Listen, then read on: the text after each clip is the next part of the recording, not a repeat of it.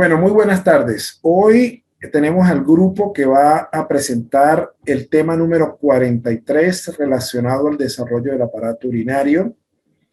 Son las señoritas Carla Peña, Dayana Ramírez, Andreina Colmenares y Yuleidi Vermont. Le vamos a dejar, por lo tanto, la presentación. Ya pueden comenzar a presentar el tema.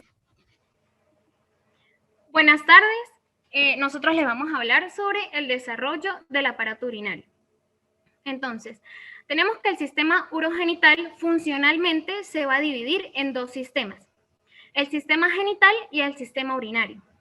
Pero ellos se van a relacionar o van a estar íntimamente relacionados en la parte embriológica y en la parte anatómica. Los dos se van a desarrollar a partir de una cresta mesodérmica común, que es el mesodermo intermedio. Este se encuentra ubicado en la región más posterior de la región abdominal del embrión. Y ambos van a drenar en una cavidad común que se denomina cloaca.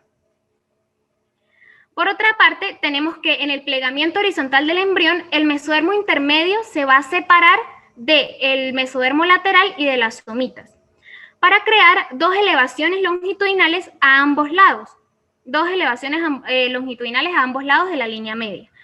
Estas elevaciones se denominan reborde urogenital. Este reborde va a estar o se va a ubicar a nivel de la región cervical del embrión hasta la pelvis en formación. Entonces, este reborde urogenital va a tener la expresión, mediante él se van a dar la expresión de tres genes. El gen supresor del tumor Wilms1, el factor esteroidógeno 1 y el DAX1. Estos tres genes van a actuar sobre el reborde urogenital. ¿Para qué? Para darle formación a dos regiones diferentes, que es el reborde gonadal y el cordón nefrógeno. El reborde gonadal es el que va a estar al más medial y va a estar situado a ambos lados de la aorta, mientras que el cordón nefrógeno va a estar situado lateralmente a ellos. La siguiente diapositiva, por favor. ¿Por qué es importante el cordón nefrógeno? Porque este es el que va a dar la morfogénesis renal, es decir, él es el que va a formar todo el sistema renal. ¿Cómo lo va a formar? Él se va a dividir en tres sistemas renales que son diferentes y van a ir en dirección cráneo-caudal. ¿Cuáles son esos sistemas? El pronefros, el mesonefros y el metanefros. ¿Por qué cada etapa es importante? Porque cada una es inductora de la siguiente, es decir, que el pronefros va a inducir el mesonefros y el mesonefros va a inducir el metanefros. Primero vamos a hablar del pronefros. El pronefros es muy rudimentario y no es funcional. Él va a aparecer a partir o más o menos de la cuarta semana y él va a estar representado por 7 a 10 grupos celulares, los cuales van a estar ubicados en la región más cervical del embrión. ¿Qué pasa? Estos grupos celulares van a formar unas unidades excretoras vestigiales denominadas nefrotomas. Estas nefrotomas se van a unir lateralmente a los conductos néfricos primarios y ellos van a ir creciendo hasta la cloaca. Es importante saber, o un dato muy importante, que en este estadio, en los estadios iniciales del desarrollo, es muy importante el ácido retinoico y dos moléculas o dos genes muy importantes, que son el LIM1 y el PAX2. El PAX2 va a ser un factor de transcripción que va a actuar sobre el LIM1 para poder actuar sobre el mesodermo intermedio. Entonces, ¿cómo funciona esto? El LIM1 es el que le va a cambiar la forma o va a transformar estas células mesenquimáticas del mesodermo intermedio y las va a transformar en conductos néfricos primarios o los mismos conductos pronéfricos. Ellos se siguen extendiendo en sentido caudal y conforme ellos se van extendiendo, ellos van estimulando a su vez el mesodermo intermedio. ¿Para qué? Para formar los túbulos segmentarios. Allí es donde entra la acción del PAX2. ¿Qué es lo que hace el PAX2? Ella es una molécula que va a actuar sobre la capa, el mesodermo intermedio, sobre esas células mesenquimales. Y las va a transformar en túbulos renales, es decir, en los túbulos renales que nosotros conocemos luego del desarrollo. Es decir, si este PAX2 no se forma o no se expresa, no se van a formar estos túbulos renales. El pronefros va a terminar o se va a empezar a degenerar a finales de la cuarta semana. La siguiente diapositiva, por favor. Ok, continuamos con el mesonefros. El mesonefros y los conductos mesonéfricos pues, se van a originar a partir del mesodermo intermedio, pero estos se van a originar desde la parte torácica del segmento torácico y la parte lumbar superior. Como ya lo dije, estos se van a originar a partir de los vestigios del pronefros. Entonces, ¿cómo comienza esto? En la cuarta semana se empiezan a producir estos túbulos excretores mesonéfricos, ¿sí? Ellos se van a alargar y van a formar un asa en forma de S. Esa asa, en su parte más medial, va a llamar una red de capilares. Esa red de capilares es lo que va a formar el glomérulo. Entonces, luego tenemos que estos túbulos mesonéfricos se van a extender o van a perforar la parte medial y la parte lateral. La parte medial es la que se va a unir al glomérulo para formar la cápsula de Bowman. Y todas estas estructuras juntas van a formar el corpúsculo renal. Mientras que la parte que se dirige más hacia lateral va a perforar el conducto mesonéfrico, que también se denomina conducto colector longitudinal o conducto de Wolff. Continuamos luego con la cresta urogenital. ¿Cómo se forma esta cresta? A ambos lados de la línea media, el mesonefros va a formar dos órganos ovoides. En su parte más medial va a estar la gónada y en su parte más lateral va a estar lo que es los inicios del sistema urinario. Entonces, entre estos dos se va a formar una pequeña prominencia que se denomina cresta urogenital. Esta cresta es la que va a dar origen a diferentes partes del aparato urinario y del aparato genital. Seguimos con la importancia. ¿Cuál es la importancia del mesonefros? Primero, debemos saber que estos conductos néfricos, ellos van a drenar, estos túbulos néfricos van a drenar en los conductos néfricos, este mismo conducto colector longitudinal. Y todos ellos van a drenar en la cloaca. Entonces, ¿cuál es la importancia? La importancia es que si en el varón persisten estos túbulos inferiores y los conductos mesonéfricos, se va a dar origen a los conductillos eferentes, al epidídimo, a los conductos deferentes y a las vesículas seminales. Mientras que en la mujer, todos estos van a desaparecer. La siguiente diapositiva, por favor. Ok, seguimos con el blastema metanéfrico. El blastema es este que vemos acá que forma como un huevito. Es una masa metanéfrica de mesénquima. ¿Y de dónde se va a originar ella? Del cordón nefrógeno, de su parte más caudal. ¿Por qué ella es importante? Porque ella es la que le va a dar el origen a la nefrona, que es la unidad funcional del riñón. Por otra parte está la yema ureteral. Esa yema es un divertículo pequeño que nace a partir de antes de la unión, donde se une el conducto mesonéfrico con la cloaca. Esta yema es la que va a dar origen al sistema colector del riñón. Por eso es que es muy importante, porque da origen a muchas estructuras como lo son los cálices mayores, los cálices menores, la pelvis renal, los uréteres y de 1 a 3 millones de túbulos colectores.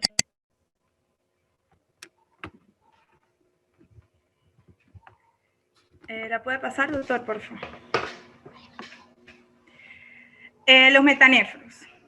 El metanéfro es el primordio de los riñones permanentes, que comienza a desarrollarse a la quinta semana y empieza su función aproximadamente 4 semanas después. La formación de la orina continúa a lo largo de toda la vida fetal. La orina se excreta hacia la cavidad amniótica y esta se va a mezclar con el líquido amniótico. Los riñones permanentes se desarrollan a partir de dos estructuras, que son la yema ureteral y el blastema metanéfrico. La evolución de la yema ureteral. Este viene siendo el sistema colector. La yema penetra el tejido metanéfrico, que en su extremo distal adquiere la forma de un casquete. Más tarde la yema se dilata y esta va a formar la pelvis renal primitiva. Se divide en porción craneal y caudal, que van a venir siendo los futuros cálices mayores. Cada cáliz produce 2 yemas mientras que penetran en el tejido metanéfrico. Las yemas continúan subdividiéndose hasta crear 12 o más generaciones de túbulos.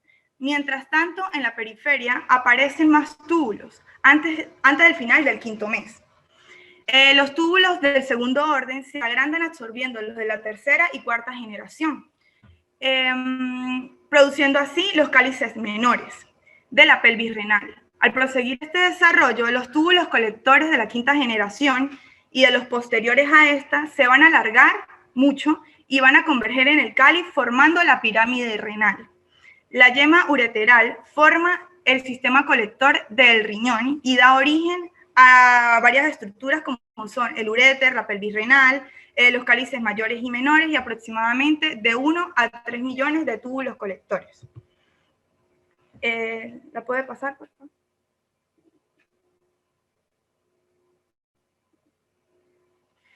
La formación de la nefrona. Este viene siendo el sistema excretor.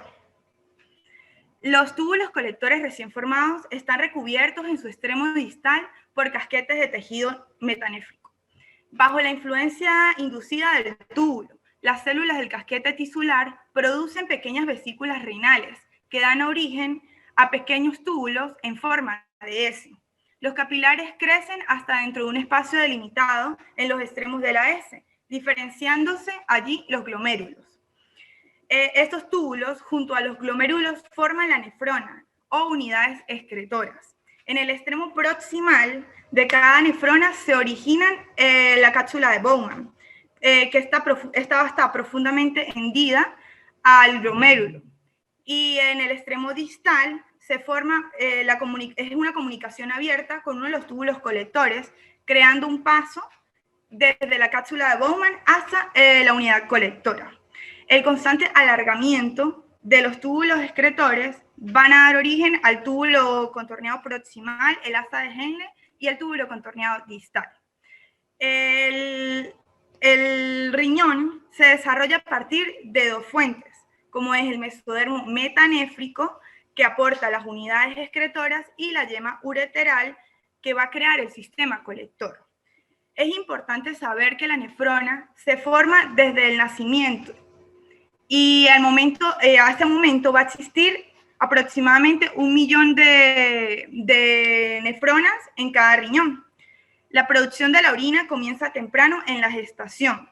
Poco después se va a diferenciar los capilares glomerulares que comienzan a formarse hasta la 10ª semana. En el momento del nacimiento, los riñones presentan un aspecto lobulado que va a desaparecer en la infancia. La siguiente, por favor.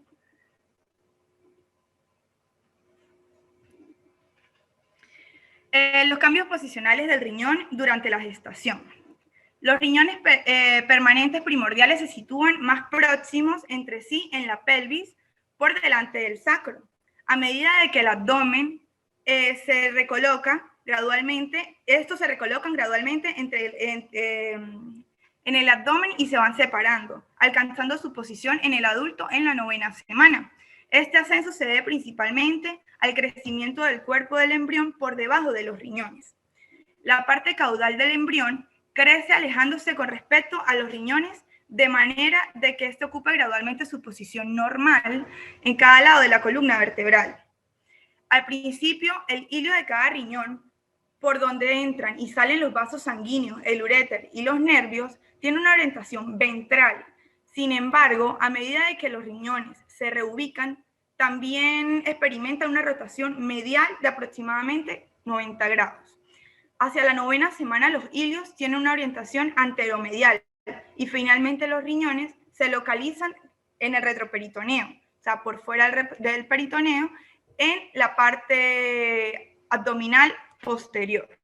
Cabe destacar que la posición de los riñones se vuelve fija cuando entran en contacto con las glándulas suprarrenales, que es durante la 9ª semana. La siguiente. El sistema urinario, función del sistema urinario en la vida prenatal. El riñón definitivo se vuelve funcional cerca de la 12ª semana. Se envía la orina desde la cavidad amniótica, donde se mezcla con el líquido amniótico. El feto lo ingiere este líquido y lo recicla a través de los riñones. Durante la vida fetal, los riñones no se encargan de secretar los productos de desecho, porque la placenta cumple esta función. La tabicación de la cloaca. Entre la cuarta y la séptima semana de desarrollo, la cloaca se divide en el seno urogenital en la parte anterior y en el conducto anal en la parte posterior. El tabique urorectal es una capa del mesodermo, situada entre el conducto anal primitivo y el seno urogenital. La punta del tabique constituirá un cuerpo perineal que es el sitio donde se van a insertar varios músculos perineales. La siguiente. Esta es la última. Función y derivados del seno urogenital. Se distinguen tres partes del seno urogenital. La primera de ellas es la parte vesical craneal, que va a pertenecer al canal vesíco-uretral, que forma parte del sistema urinario superior. Este viene siendo la vejiga urinaria, que va a formar en el hombre la vejiga y la mitad superior de la uretra prostática, y en la mujer la vejiga femenina.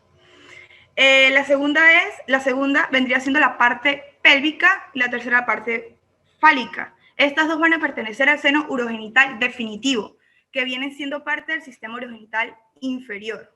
La parte pélvica se convierte en la uretra del cuerpo de la vejiga, y en el hombre va a formar la mitad inferior de la uretra prostática y la uretra membranosa, y en la mujer la uretra femenina.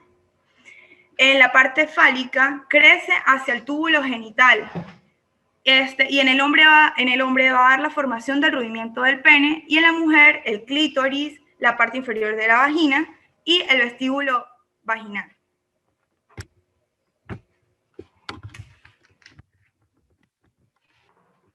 El desarrollo de la vejiga urinaria. De la cuarta a la séptima semana de desarrollo, la cloaca se divide en dos, en seno urogenital y en conducto anorrectal. El tabique urorectal es una capa de mesodermo entre el conducto anorrectal y el seno urogenital. El extremo de este tabique va a formar el cuerpo perineal primitivo. En el seno urogenital se distinguen tres porciones, como lo decía mi compañera: la parte vesical, que es la más superior y más voluminosa, y de allí la vejiga se va a desarrollar principalmente. Inicialmente la vejiga se continúa con la alantoides, pero luego esta cavidad se contrae o se oblitera y se convierte en un cordón fibroso grueso denominado uraco. En el adulto, el uraco está representado por el ligamento umbilical medio, que va a conectar el vértice de la vejiga con el ombligo. Siguiente diapositiva, por favor. A medida de que la vejiga aumenta de tamaño, las porciones caudales de los conductos mesonéfricos se incorporan gradualmente a la pared de la vejiga urinaria. En consecuencia, los uréteres, que antes eran evaginaciones de los conductos mesonéfricos, van a entrar a la vejiga por separado. Y debido a la tracción que ejercen los riñones en su proceso de ascenso, los orificios de los uréteres se van a desplazar más aún en sentido craneal, y los conductos mesonéfricos se van a desplazar hasta quedar juntos y se van a introducir en la cavidad prostática. En los niños se van a formar los conductos eyaculadores en su porción distal de los conductos mesonéfricos, y en las niñas los extremos se van a degradar. La formación del trígono vesical. El trígono vesical es una estructura delimitada por las dos aberturas uretrales y la uretra. Este trígono también se denomina trígono deliteado. El origen de este tejido se debe a la incorporación de los ductos mesonéfricos y de los orificios ureterales que vienen del mesodermo intermedio. Pero luego este mesodermo va a ser reemplazado y por lo tanto la vejiga va a terminar completamente revestida por epitelio endodérmico. Siguiente diapositiva, por favor.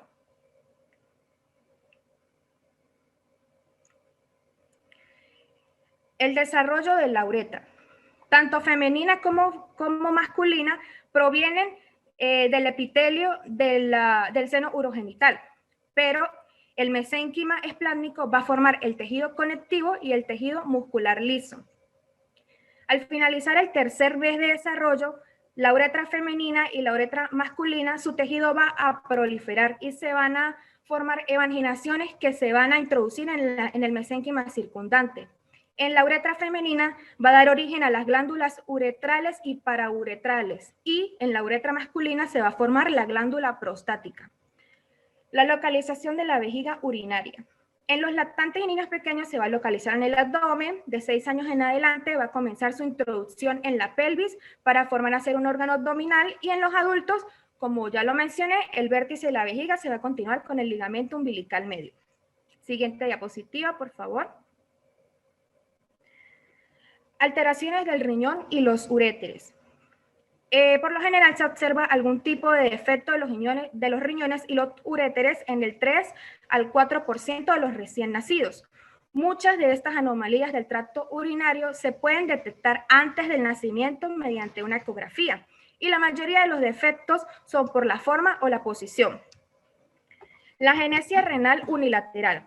Esta se causa por la ausencia de tejido renal resultante de la falta de desarrollo embrionario del metanefros. Ocurre en 1 de cada 1000 recién nacidos. Es una condición asintomática que por lo general se descubre de manera accidental debido a que el otro riñón produce una hipertrofia para compensar la falta de riñón. El riñón izquierdo por lo general es el que está más involucrado y por lo general afecta más a los niños varones.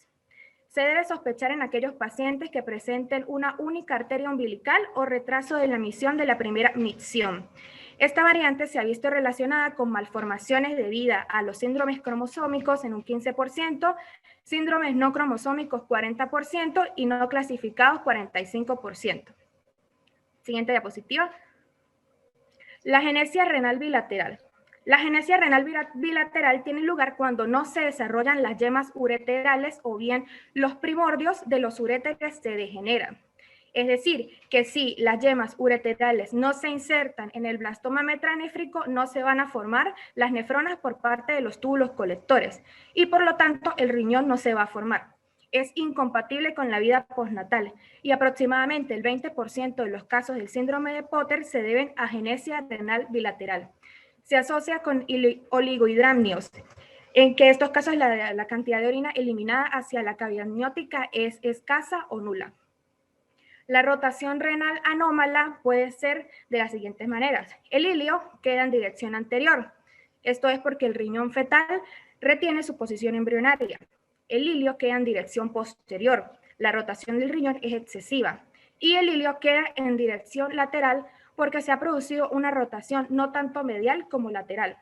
La rotación anómala de los riñones se asocia a menudo con riñones ectópicos, es decir, que están fuera del lugar.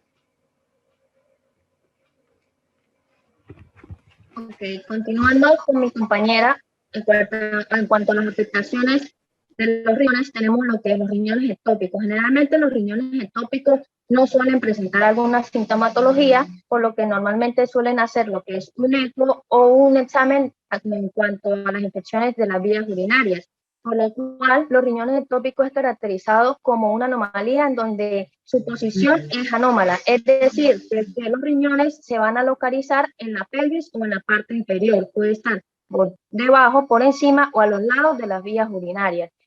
Los riñones ectópicos generalmente su causa es de que no hay un ascenso y puede ocasionar lo que es una fusión o ectopía renal, una fusión o no hay fusión. En cuanto a la ectopía renal unilateral, nos basamos en que un riñón alcanza su posición anómala, pero se lleva consigo mismo el otro. Estos normalmente van a recibir su vascularización de las arterias ilíacas internas y externas y de la aorta abdominal.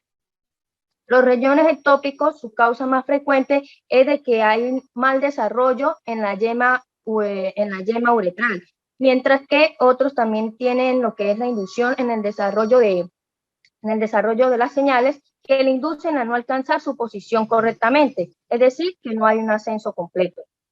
Siguiente, por favor.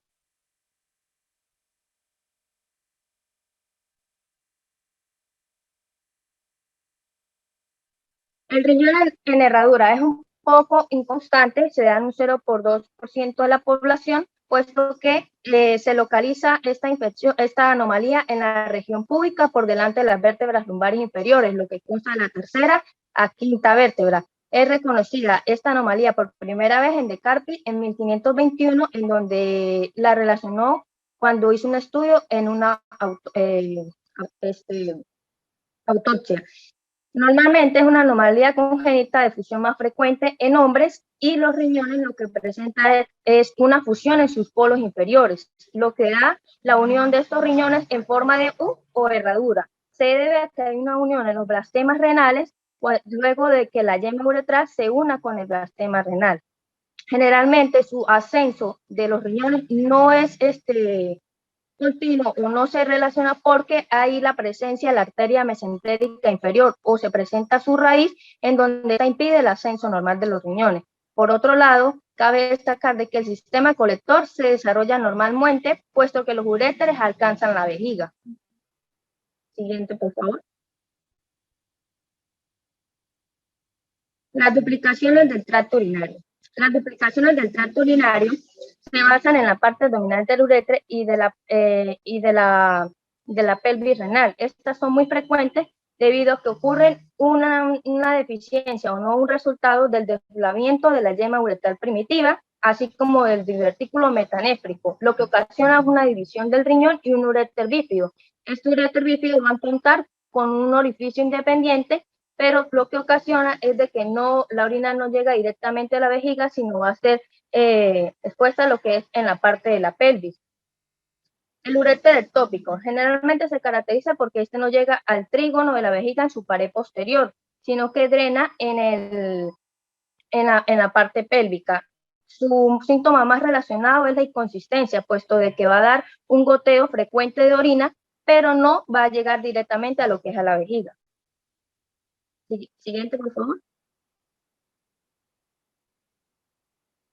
Malformaciones de la vejiga, uraco y uretra. Tenemos la megavejiga congénita, el cual está relacionada porque el feto no resiste o no mantiene su vivencia. Es el exceso de tamaño que se debe a un trastorno congénito en la yema uretral.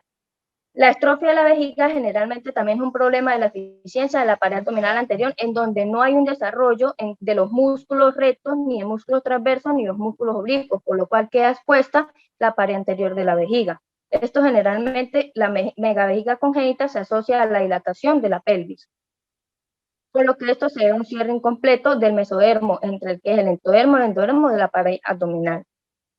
Siguiente, por favor.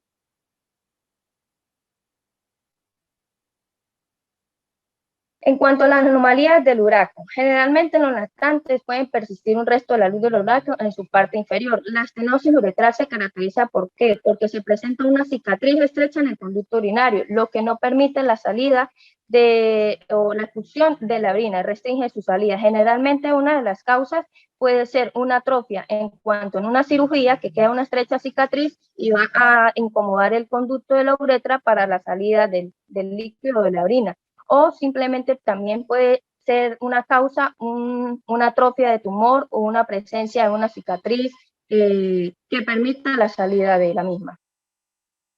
Gracias.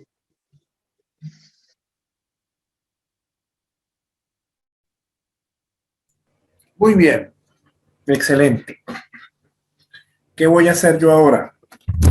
Voy simplemente a contribuir con algunas cositas que son importantes para complementar el seminario. Entonces, primero, cuando se hablan de los pronefros, dicen al final, cuando se dicen que pueden desaparecer, hay algunas teorías donde dicen de que esa desaparición no es tal, sino que quedan algunos vestigios que contribuyen a la formación del conducto mesonéfrico de Wolff. Es decir, no desaparecen totalmente, sino que ellos van a como que a inducir que se forme ese cordón mesonéfrico o conducto de Wolff. Segundo, es importante que ustedes definan bien lo que es la nefrona definitiva.